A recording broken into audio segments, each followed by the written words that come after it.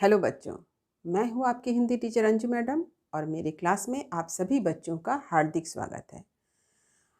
आज मैं कवि सूर्यकांत त्रिपाठी निराला की एक प्रमुख कविता स्नेह निर्झर बह गया है को लेकर उपस्थित हूँ।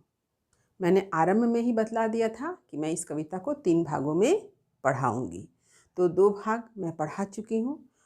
आज इस कविता के बाकी बचे हुए अंश को पढ़ाने से पहले मैं आप लोगों को बता देना चाहती हूँ कि इस कविता से संबंधित 2 वीडियो मेरे चैनल पर अपलोड है और उस वीडियो का लिंक डिस्क्रिप्शन बॉक्स में दे दिया गया है।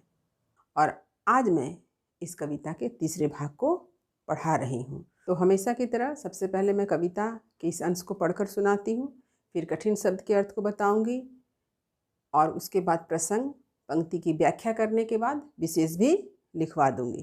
तो चलिए मैं पहले पढ़कर सुना रही हूँ। अब नहीं आती पुलिन पर प्रियतमा, श्याम तृण पर बैठने को निरुपमा। बह रही है हृदय पर केवल अमा, मैं अलक्षित हूँ यही कवि कह गया है। स्नेह निर्झर बह गया है। तो चलिए मैं कठिन शब्द के अर्थ को लिखवा देती हूँ। पुलिन यानी किनारे, प्रियतमा यानी प्रेयसी, श्याम तृण घास को कहा गया है, निरुपमा यानी सुंदरी, अमा अर्थात अमावस्या, अलक्षित यानी उपेक्षित। तो अब चलिए मैं प्रसंग समझाती हूँ। कवि सूर्यकांत त्रिपाठी निराला हिंदी साहित्य के छायावाद के एक प्रमुख कवि हैं और प्रगतिवाद के एक प्रतिनिधि कवि के रूप में भी प्रतिष्ठित हैं। वे हिंदी साहित्य के क्रांतिकारी कवि माने जाते हैं। लेकिन जब आप इस कविता स्नेह निर्झर बह गया है को पढ़ते हैं तो आप देखते हैं कि इसमें कवि का अवसाद झलक रहा है।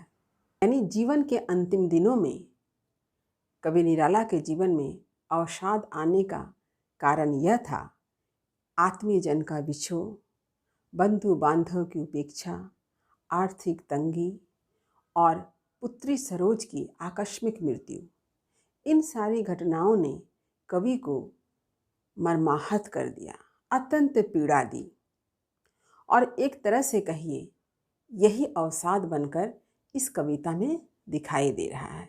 कवि की मन स्थिति जो है इस तरह से है कि मानो उनके जीवन से प्रेम समाप्त हो गया है। उन्होंने प्राकृतिक उपादानों को प्रतीक बनाकर अपने मन की व्यथा को व्यक्त किया है। चलिए देखते हैं। अब नहीं आती पुलिन पर प्रियतमा। कवि का कहना है पुलिन यानी नदी का किनारा, यानी नदी के किनारे पर कौन नहीं आ रही है? प्रेयसी, प्रियतमा नहीं आती है। तो ये जो नदी का किनारा है, ये नदी का किनारा कहाँ है? कवि का हृदय। कवि के हृदय में अब प्रेम रूपी भावनाएं जन्म नहीं लेती हैं। ये प्रियतमा कौन है? प्रेम रूपी भावनाएं। यानी अब जीवन के इस मोड़ पर आकर कवि के हृदय में अब प्रेम रूपी भावनाएं जन्म नहीं लेती हैं। उनके हृदय में अब अच्छी अच्छी भावनाओं का जन्म नहीं हो रहा है। श्याम तृण पर बैठने को निरुपमा, और श्याम तृण यानी घास पर बैठने के लिए कोई सुंदरी नहीं आती। तो घास क्या है? उसका हृदय है। तो ये घास क्या है? उनका हृदय। उनके हृदय पर अब किसी कविता का जन्म नहीं होता है। यानी कोई सुंदरी उसके हृदय पर आकर नहीं विराजमान होती है। जैसे कि घास पर कोई सुंदरी संध्या के समय आकर बैठती है, लेकिन अब स्थिति ऐसी नहीं है। कवि का जीवन इतना एकांत, इतना वीरान हो गया है, इतना निर्जन हो गया है कि अब उनके जीवन में, अब उनके हृदय में कोई नवीन भावनाओं का जन्म ही नहीं हो रहा है। इसीलिए कवि कहते हैं कि जैसे पुलिन पर कोई प्रियतमा नहीं आती हो। तो ये जैसे कि आप नदी के किनारे पर एक सुंदर स्त्री खड़ी हो, आप इसकी कल्पना कीजिए, कितना सुंदर दृश्य। लेकिन कवि के लिए भी वही बात है कि अब उनके हृदय में कोई भावनाओं का जन्म नहीं होता। यदि कवि के हृदय में भावनाओं का जन्म होता तो कवि की भावनाओं से एक नई कविता की सृष्टि भी हो जाती। लेकिन अब ऐसा नहीं हो रहा है, क्योंकि कवि के जीवन से प्रेम रूपी झरना बह गया है। तो ये सारी चीज़ें क्या है, प्रतीक है। पुलीन, प्रियतमा, ये सब क्या है, प्रतीक है। श्याम तृण, ये प्रतीक हैं। इन प्रतीकों के माध्यम से कवि ने अपने जीवन के अवसाद को, अपने जीवन के विषाद को, अपने जीवन के दुख को अभिव्यक्त किया है। बह रही है हृदय पर केवल अमा, यानी अब उनके हृदय पर सिर्फ अमा यानी अमावस्या, अंधकार काली रात्रि विराजमान है। यानी हृदय में अब प्रेम का झरना नहीं बह रहा है। वहाँ क्या बह रहा है, अमावस्या की घोर निराशा भरी काली रात्रि का बहाव है, वही बह रही है, निराशा बह रही है। अब प्रेम नहीं बह रहा है, विषाद बह रहा है।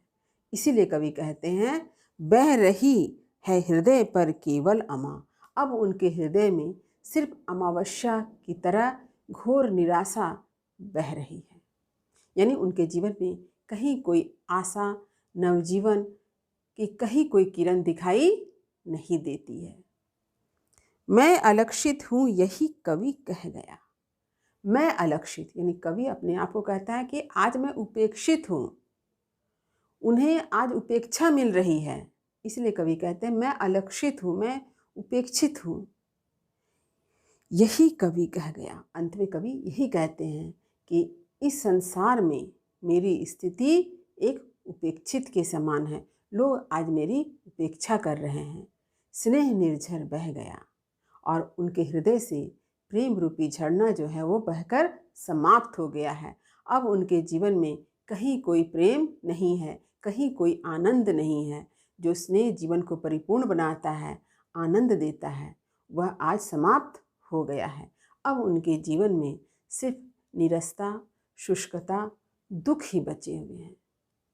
और इस प्रकार कवि बताना चाहता है कि उनका जीवन अवसाद से भर गया है और वे नितांत एकाकी हो गए हैं, यानी अकेले हो गए हैं। तो अब चलिए मैं इसका विशेष लिखवा दूँ। विशेष, पहला, प्रस्तुत पंक्ति में कवि निराला ने विषाद को व्यक्त किया है। दूसरा, हृदय में व्याप्त निराशा को अमावस्या के अंधकार से जोड़कर कवि ने प्रस्तुत किया है। अंधकार की परतें इतनी गहरी है कि वह पिघल कर बह निकला है। बह रही है हृदय पर केवल अमा। अगला देखिए, मुक्त छंद का सुंदर प्रयोग किया गया है। चौथा, गीत की लय और अर्थ की लय का सुंदर समन्वय है। पांचवा, काव्य भाषा साहित्यिक खड़ी बोली हिंदी है। तो उम्मीद करती हूँ कि स्नेह निर्जर बह गया कि इस बचे हुए अंश को मैंने जिस तरह से समझाया है वह आपको अच्छी तरह से समझ में आ गया होगा।